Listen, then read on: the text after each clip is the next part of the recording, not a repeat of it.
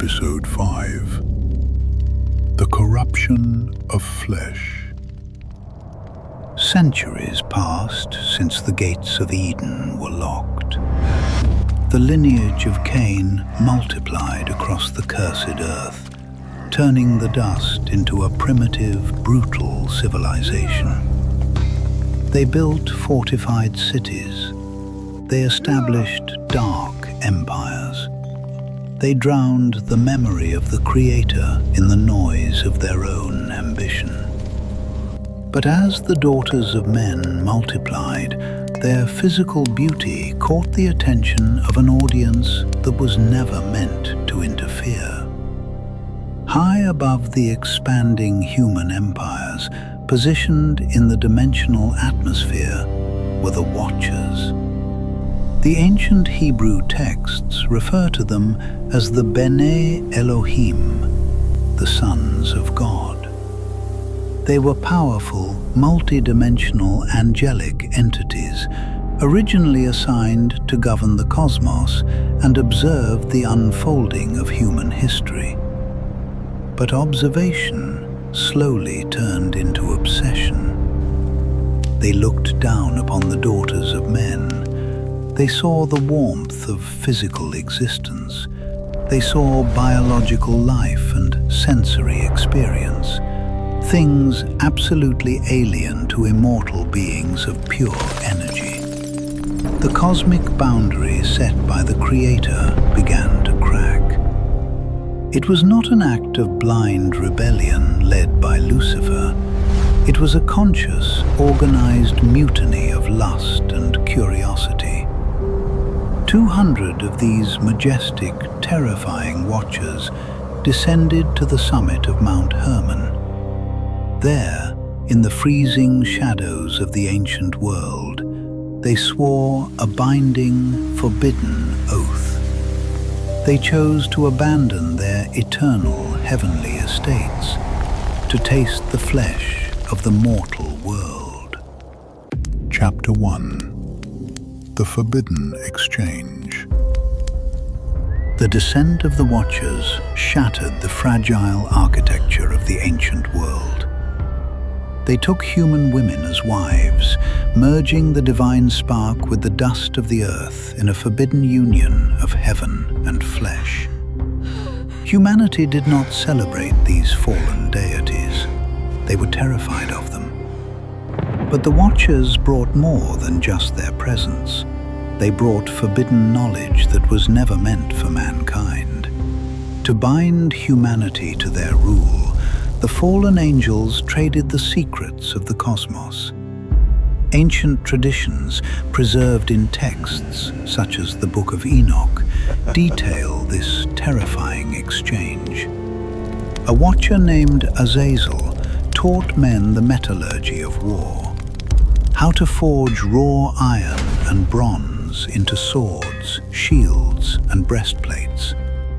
Before this, murder was committed with crude stones and clubs. Now, humanity was handed the technology of mass slaughter.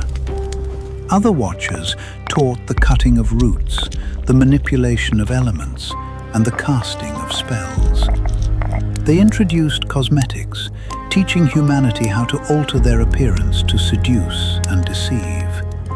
They taught the reading of the stars, binding human destiny to the shadows rather than the Creator.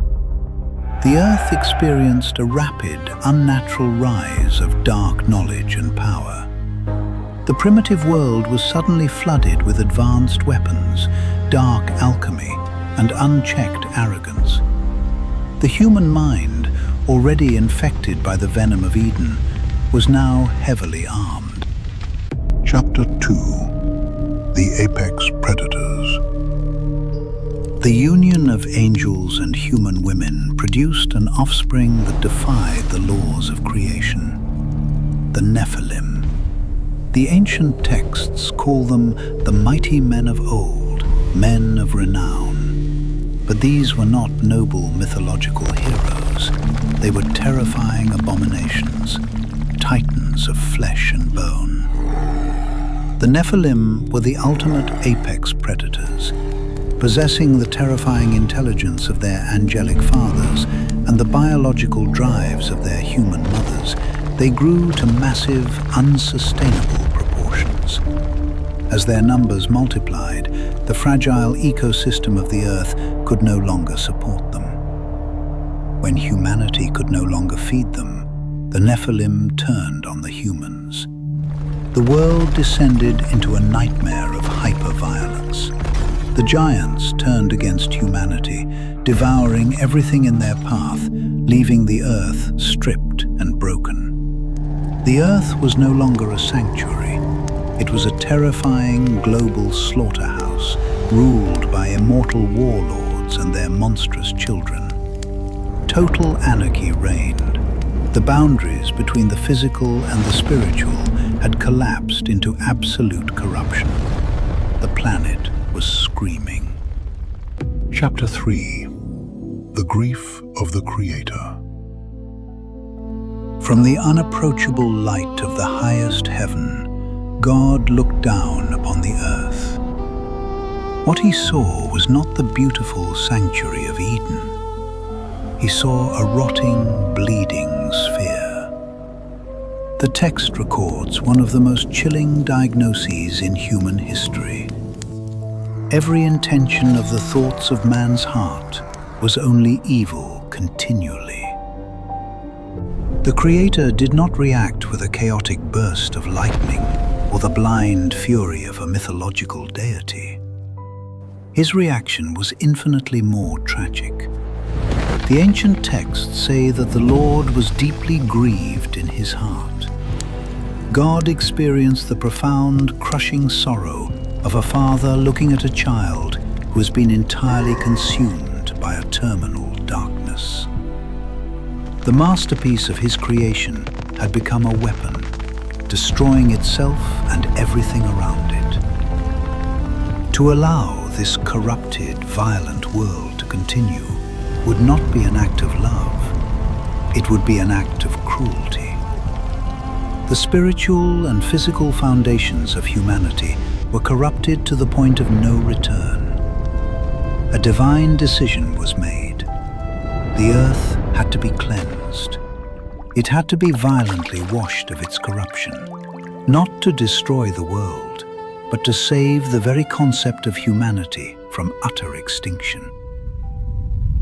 Chapter 4. The Lone Sentinel.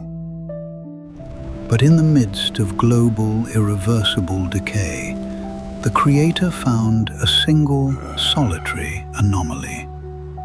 But Noah found grace in the eyes of the Lord. Noah was not simply a good man in a bad world. The scriptures describe him as perfect in his generations. He was uncorrupted in his generation, a man whose lineage and spirit had completely resisted the dark influence of the Watchers and the violence of the Nephilim. In a world entirely consumed by madness, Noah walked with God. The Creator approached this lone sentinel with a terrifying revelation and an impossible task. The end of all flesh had come. A localized judgment would not be enough.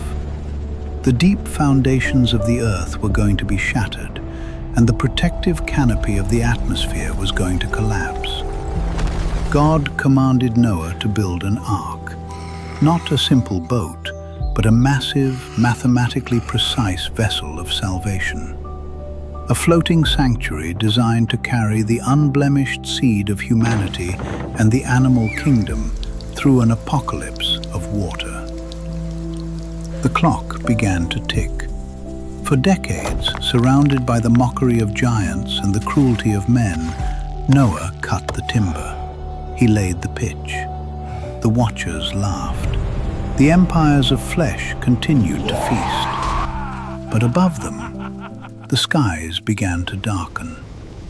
The age of the giants was about to drown.